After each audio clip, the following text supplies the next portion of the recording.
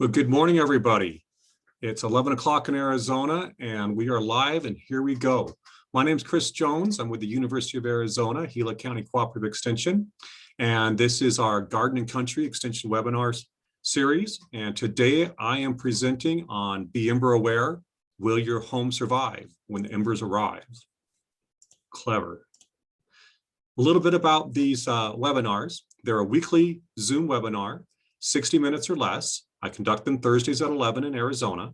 They feature a variety of horticultural and natural resources topics relevant to the environmental conditions and residential concerns of Gila County. And the recordings are posted at the University of Arizona Cooperative Extension YouTube channel. So look for the playlist called Garden and Country Extension Webinars, and you'll find what I've been doing over the past year. And I'd like to let you know that the University of Arizona is an equal opportunity affirmative action institution. And I'm going to take that as a cue to put up my poll to ask you for our affirmative action information. If you would please take a little time to put in your age, your gender, and your ethnic groups. I have to report that information, and I really appreciate that. I'm going to leave that up for a little bit. Once you click on it, it should disappear. It's all anonymous. Let me get back into my slides here. And here's our agenda today. Thank you for joining a little bit early for the login and lag time. My name is Chris Jones. I'm your moderator and presenter. The topic is Be Ember Aware, and I'm your presenter. After that, we'll have some time for a chat box discussion, and we'll end up finishing by noon. Here I am, your presenter. I'm Chris Jones, Extension Agent for the University of Arizona, Gila County Cooperative Extension. So with that, I'll stop that share. Let me check on this poll. We had a chance to do that. I had it up for a minute. Don't want to do it too long, so I'll end that polling. And pull up my slides for Be Ember Aware. So this is the Be Ember Aware slideshow by the University of Nevada Cooperative Extension. And I am here to do the presentation. This was produced and made possible by the Bureau of Land Management, City of Reno Graphic Department, and Graphic Design Department, and the University of Nevada Cooperative Extension. My colleagues, Ed Smith and Sonya Sistare, were the people who put this together. They really did great work for homeowners and what we can do about wildfires and how to protect our homes in wildfires. This is one great product they put together. It's very timely for me to be able to share it at this time and make it available for people and aware of it. So take a look at this picture here. This is what happens when we have wildfires. We get embers. And when a lot of material, a forest, a desert, catches on fire, or even a campfire, right? Small pieces of wood, organic material, are able to turn into sparks. They are light and on fire. And just the convective power of a fire picks those embers up. And the bigger the fire, the further these embers can go. And what happens is they move and find a home, and they function very much in the same way as a falling leaf in the autumn, or the way snow would behave during the winter. It's going to swirl up and end up going into the eddies and lee side of your building, and can create little piles of embers. And when those embers land in some place that is easily ignited, that's where they can start a small fire, and then that fire gets bigger and they're able to destroy the home. Here's an example of a wildfire several years ago. What happened here, embers ended up in this little plastic flower pot. It had some wooden mulch or organic material that was in it that was able to catch on fire, and that was able to smolder and put some heat onto the building here. Another place embers were able to enter was you have the vents. And so this vent allowed some embers to be able to enter, and the that inside portion of the house started to catch on fire. You can also see on the doorway here, kind of the older material was kind of broken and so on. It just created some ragged areas where embers could lodge themselves and catch that on fire. And the homeowners were fortunate that when the wildfire fighters were in there, they saw, oh, that place is on fire. They were able to extinguish that before burning out the rest of the house. So some things that we would typically not even think about, but that's what this checklist is about. Also notice, they've got this little ornamental plant over here. It didn't catch on fire. It's fine. It's where these embers can ignite the house that we have an opportunity to control and reduce the opportunities for the house to ignite that way. So here's another example of a wildfire. Look at what's going on with this. Where do you see that wildfire? You don't see it on the lawn. You don't see it on the trees. You see it in the flower bed that was in front of the house. You see it on the eaves of the house where, if you had some debris on the house, catch that roof on fire. You see the car catches on fire too. So again, some things that we wouldn't necessarily think about if we haven't been through a wildfire, but these are things that you can mitigate and try to be sure that your home doesn't catch on fire. So let's talk a little bit more about the ember materials. Again, I was talking about how a wildfire is able to catch small things on fire, and then the convective powers of the winds of the wildfire lift them up into the air. And so you end up with pieces of bark or pine cones, branches, even shingles, larger things. And when it's a very hot fire, it can loft up much larger pieces of debris that are burning. And depending on the intensity of the fire, the wind speeds, and other factors, it can carry embers a mile away from where that fire is, and certainly a quarter mile. So you don't necessarily have to be where that fire is occurring for those embers to be able to ignite the home. And again, it is the most common way that houses catch on fire during wildfires. It's embers rather than any flame front from a burning forest. So here's some examples of that ember material. This is kind of how it burned out and how big it is. We've got it next to a quarter, so you can see they're small. And they're just going to try to find, if they're able to get lodged into places where they can ignite the house, that's where those risks are. And of course, an ember can be a small spark like you see coming out of a campfire, or they can be much larger. So even the small sizes can be a spark enough to catch a house on fire. So let's take a look and consider this house here, or this graphic, and where was this home vulnerable?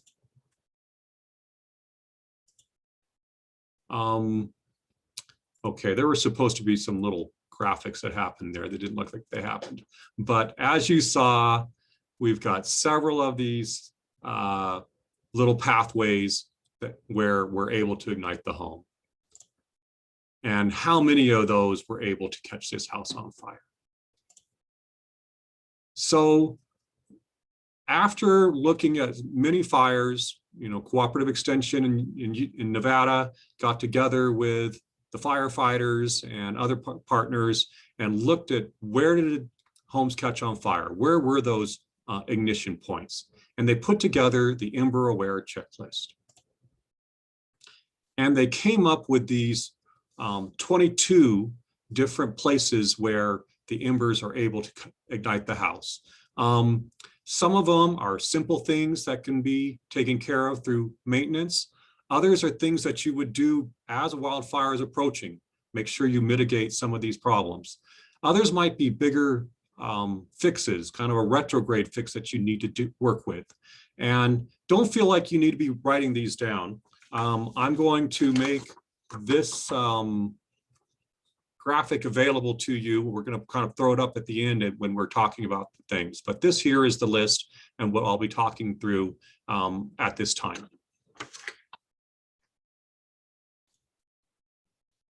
So one of the big threats are wooden roofs. If you've got a wood roof or those wooden shingles, you should replace it with fire-resistant types such as composite, metal, and tile.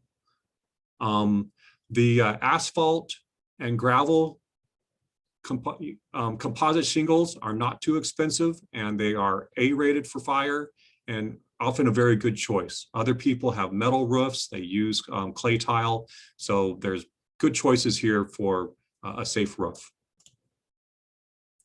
Another concern are these roof openings.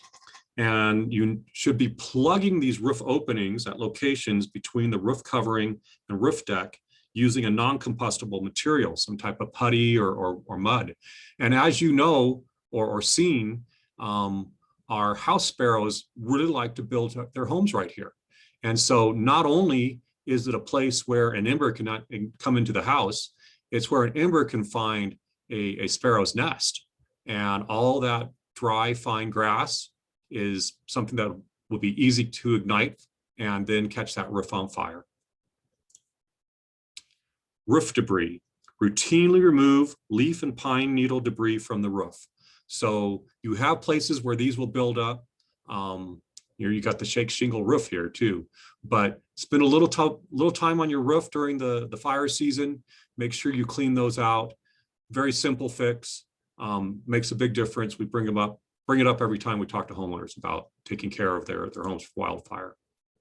Skylights. We recommend replacing plastic skylights with double pane tempered glass on gabled or sloped roofs. So what happens is a lot of skylights are just simple. They're made of plastic. They could hold the rain out, but that plastic can melt with too much heat. And by having a double pane tempered glass, it's going to have the strength to be able to hold the flames out and the embers out. A spark arrestor. Install an approved spark arrestor on chimneys. So we're usually thinking about, oh, that wildfire is going to catch my house on fire. We don't necessarily think about how sparks can come out of your chimney and catch your house or the neighbor's house on fire. So spark arrestors are recommended and often required in many situations. Windows. A multiple paned tempered glass window should be used. If you've got a single pane window, replace it with a multi-pane. What happened here with this one, you could see the heat from the wildfire broke that outer piece of glass, but the inner glass was able to stay intact and did not catch that house on fire. And you're rushing to get out, you know, if you're on evacuation, if you're on call for go, be sure to close those windows in case a wildfire is threatening. Because if you have an open window and the ember is able to get in, then we're in trouble. Vents. Cover all exterior vents with a 1/4 inch corrosion resistant wire mesh, or install new vents designed to resist ember entry. So there's certain ones you can buy that are designed for that. And use a louvered vent for the dryer. So I don't have the picture of the dryer, but you know, our typical vents here, and they're up in the attic, they're underneath the crawl space of the house, just the various places these are. You need to have the metal wire to be able to keep the embers out. Some of them that you'll find have just plastic mesh, and plastic won't do the job. Rain gutters. Use non-combustible rain gutter covers. Inspect and keep gutters free of debris. So again, up on the roof, make sure those are cleaned out from any type of leaves and debris that adds up into them. There are some really nice ones that have a screen on top that prevents the material from piling up in it. And so rain gutters, another just maintenance, kind of a simple project there. Siding. Fill the gaps in siding and trim with caulk. Assure at least a 6-inch separation between the ground and the start of the siding. So what we see here with this type of material is there's a lot of different lot of spots here that an ember can lodge itself, be able to get into this type of construction. With some caulk, you can just close these up and make those safe from the embers. The wood piles. Move wood piles at least 30 feet from the house. So if it's winter, threat of wildfire is low, you can have a small pile nearby for your fireplace. Most of us in Arizona, we don't have the fireplace, but do keep your wood piles at least 30 feet away from the home, as well as propane tanks. So just some ideas there. Another simple fix. Patio furniture. Put combustible patio furniture inside or move 30 feet from the house if a wildfire is threatening. Again, we're in a rush if we're called for evacuation. We don't think that all these things on the deck and on our porch are what's going to catch the house on fire. If you can see these little points here, that's where this caught on. Those are ember burns, you know, kind of like you put a cigarette there, it burns into it. So another fix where they saw homes burn, but now you're aware. We can move those out of the place. They aren't there when the wildfire is coming. Decks. If you have deck boards, they should be at least an inch thick, and you should replace. So you would want to replace boards that are less than an inch thick if they're in poor condition with thicker, high-density decking, i.e. hardwood or plastic composite. And then you should also be installing in these places here a metal flashing between the deck and the house. So, you know, a wooden deck that's up close here, it can catch on fire, and having some flashing between that and the house will just hold those embers back away from the structure. Deck debris. Remove the leaf and pine needles debris on top of a deck and between the deck board gaps. So you have these gaps in the board here, you get leaves kind of stuck in there, try to get those out as best you can. And anything that you may have underneath the deck. So let's see if that fits here. Porch and deck accessories. If a wildfire is threatening, remove the doormats and combustible materials from the porch and deck. Place barbecue propane tanks indoors. So, you know, here we go. We've got a home where we've got, try to make it friendly to come in, but we've got a newspaper right there in this wicker basket. We've got the decorations in this wagon, a wreath. So all of these types of things that are just fuel that a spark can easily ignite, that embers can easily ignite, are places homes have burned. Another kind of easy thing to be able to mitigate for. Flower boxes. Remove plants and combustible material or the flower boxes as practical from beneath windows if a wildfire is threatening. So if you have flower boxes, they should be detachable. So that's an important thing there. The eaves. Eaves, enclose open eaves with a non-combustible material. So you can see here how you've got this space here with the eave and that material. You know, there's a plywood in here that kind of just blocks where that heat can build up, where embers might be able to get in there and ignite. Again, on flower beds.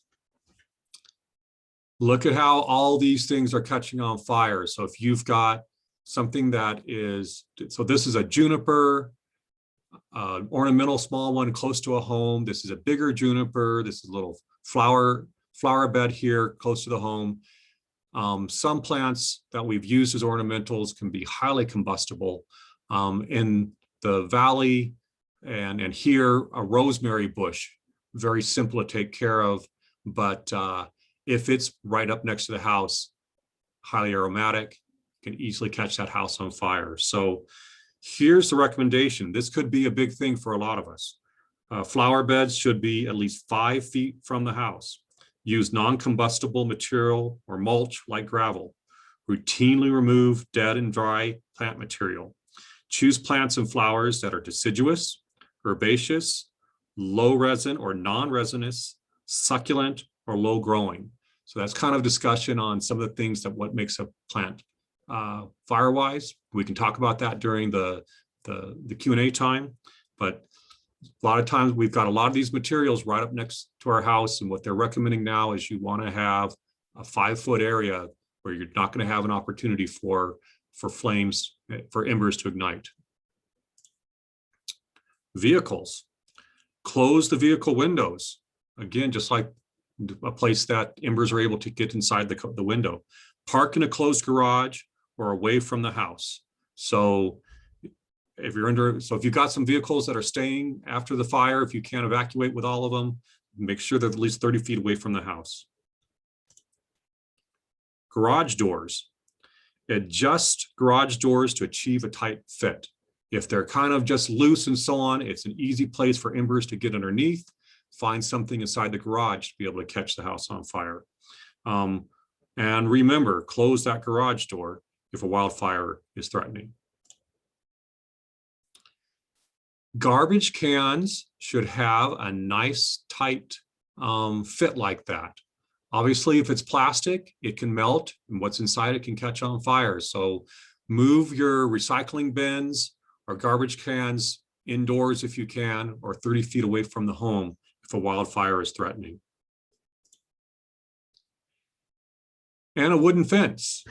They've come by wildfires where it was the fence that caught on fire and carried it, just like, you know, a wick to a bomb, carried it over to the house and caught it on fire. So what they're recommending is that you should have a 5-foot or longer non-combustible gate or piece of fence section next to the house, and keep the base of the fence free of combustible debris and weeds, and clean that up. So that is the Ember Aware checklist. Here's our closing slide. Will your home survive when the embers arrive? And I am ready for some question and answer, for some Q&A. So thank you everybody for your attention on that. And feel free, I can see we're just a group of friends here. Feel free to raise your hand. I can put you into the unmute and be able to talk directly. But I am ready for any types of questions that you have this time. Thank you, Pete.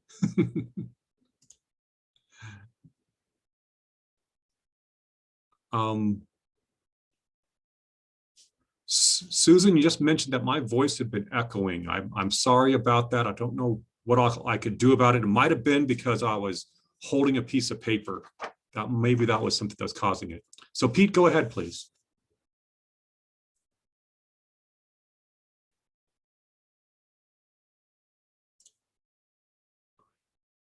Okay, so the question right now is, and thank you, Kevin said, great presentation. Is the checklist available?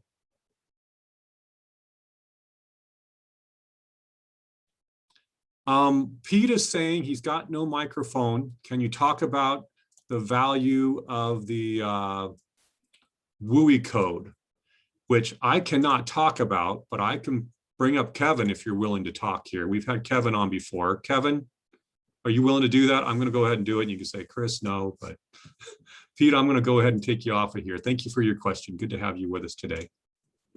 So a little bit about that WUI code, Kevin. I think the WUI code is very valuable in getting those weak points of the structure mitigated. You know, and you touched on it with the type of roofing materials, and you know, it extends beyond that when you talk about siding materials, especially when you're building a new house. So it's engineering into the house. You can engineer a lot of that safety into the house when you build it. Right. Well, thank you. Yeah, we had Kevin on a while ago and talked about the WUI code that Payson has. And And so if you look through my presentations, you'll be able to watch that. I'm going to share. Yeah, to share the screen. This is the Ember Aware checklist. I put a link to this in the chat box before the presentation. I can put that in again. So this is available to you that you can use. If you live in Payson, I actually have a poster of this in front of the library. So they were kind enough to put that sign up for me. But when I have this up, what I've learned about Zoom, that when I am sharing my screen, I can't see anything you guys are doing as participants. So it's a lot easier when I have a guest speaker and I'm able to be the moderator, but I am presenter and moderator today. Kevin, I'm going to remove you here. I'm going to bring up John, who raised his hand. So John, feel free to ask a question. Chris, I downloaded what I think you sent out, which the diagram corresponds to what you've got there, but the checklist does not. And maybe I should have gone someplace else at the bottom. I should have clicked on that, but it doesn't include things like wooden fences and vehicles. Right. I think that's just kind of an annotated list that's on the website. Maybe I should update that so I just put everything on it. But below that is a link to a PDF. Okay. And if you open that, that's what I've been showing. Okay, and I'll have to hope that's I've still got the original for this, so we'll find out. Okay, and I'm going to pull that down again so people have it. Copy. Oh, okay. I know what I can do. Okay, let me get out of here. Here we go. I'll move you there. Okay. All right. So let me get back to some of the questions here. And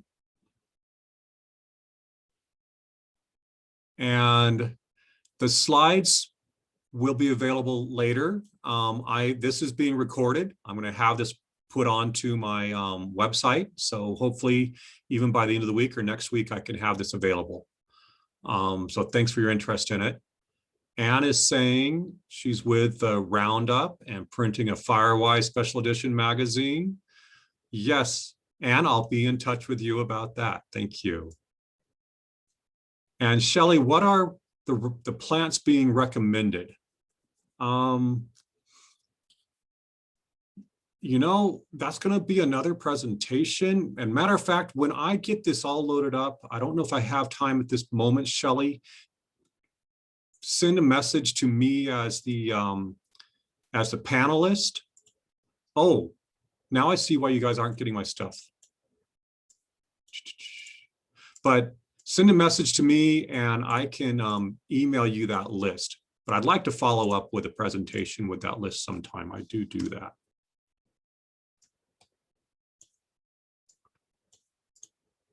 With it just being me here, I kind of missed little things that I should pay attention to. I'm sorry about that. The plant list. Okay, we can do that this summer too. Thank you. What else have I got here? Thank you everybody for being kind to me. Okay, over in the Q&A. Okay, so I think I've got, okay, most questions. Pete, if you've got another question, or maybe I didn't put your hand down, you don't have the microphone, so please go ahead and put that into the, yeah, I think you just had your hand up on accident.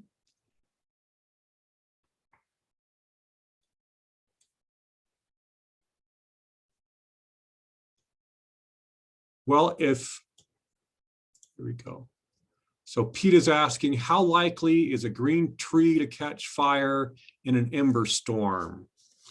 A green deciduous tree has less opportunity than a green fire-prone tree. So if it was a manzanita or the junipers, the alligator junipers in this image behind me, pines, they can certainly catch on fire even being green. And Kevin, you're welcome to join me here and help, because you've put out a lot more fires than I have.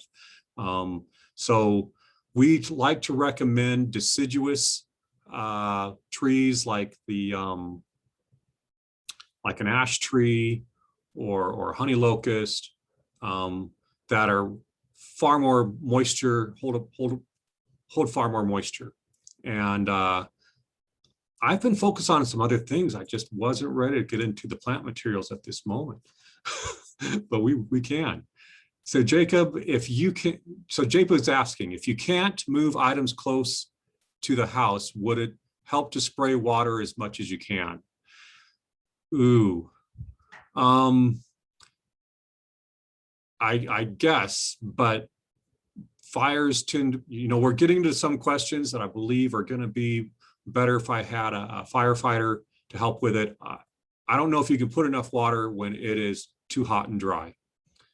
So really these types of items, what I really like about this plant list or this checklist is it really doesn't matter if you're living in a forested area or in the desert that are turning, the wildfires that we're having in the desert with the grasses these days. One way to look at this list though is do those things that you can do that we talked about that are kind of maintenance activities and what you can be able to do if there's a wildfire coming. And then look at those bigger ones like creating, a patio or a deck around your property that is non-flammable. That's a big project. That's something I'm looking at doing at my house right now and how to go about it. I need to mitigate my deck. My deck is got several places that embers could be an issue. So I'm looking at those problems and figuring out how I can take care of it to get it. And so Kevin, thank you for responding. You're saying wildfire evaporates very quickly in a wildfire situation and has limited value. So that's what I thought would be, the case. So really do what you can as you have the time and the money to do it, and make what you can into a priority, because these are the things that really save homes. Anything else in my chat box here? Pete is asking, a material like Trex or a lot less likely to catch fire on a deck than painted wood. And yes, it really has to do with surface area. And so if you've got some wood that's gotten kind of old in places where an ember can get to it, and kind of small pieces, fine tinder, that's a really good opportunity for a spark and an ember to catch it on fire. The thing with Trex is it is contiguous, it's kind of thick, it's got to find those places to be able to hold enough heat to ignite that Trex. And yes, it can ignite and it can burn like a candle. It wicks like a candle.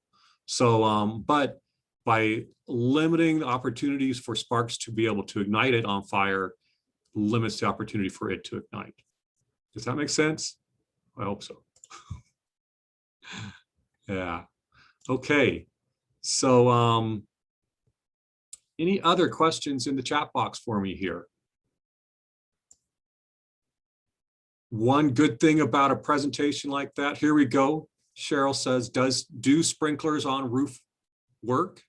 I would expect that sprinklers work as long as they've got water and on when the flames are coming through.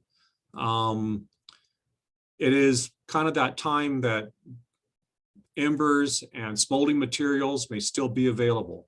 So Kevin again can comment on the roof sprinklers, but I certainly heard of those and probably a good thing to be able to invest in if you've got the water.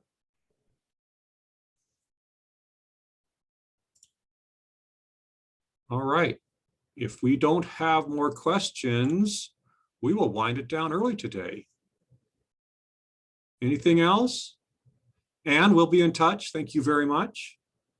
And let me go ahead and bring up my closing slide here. Here I am again. We have just had our Q&A, so thank you very much. And just to let you know, our next webinar will be Thursday, June 3rd, 2021 at 11 a.m. No webinar next week. I'm taking a little break. Our speakers are Juan Arias, who's our federally recognized tribal extension program extension agent. So he's out there in San Carlos. Eric Shin and Carrie Curley, and they're going to be talking about the San Carlos Apache NDC Apache Community Garden. We grow, we harvest, we share. So thank you very much. I'm going to go ahead and stop.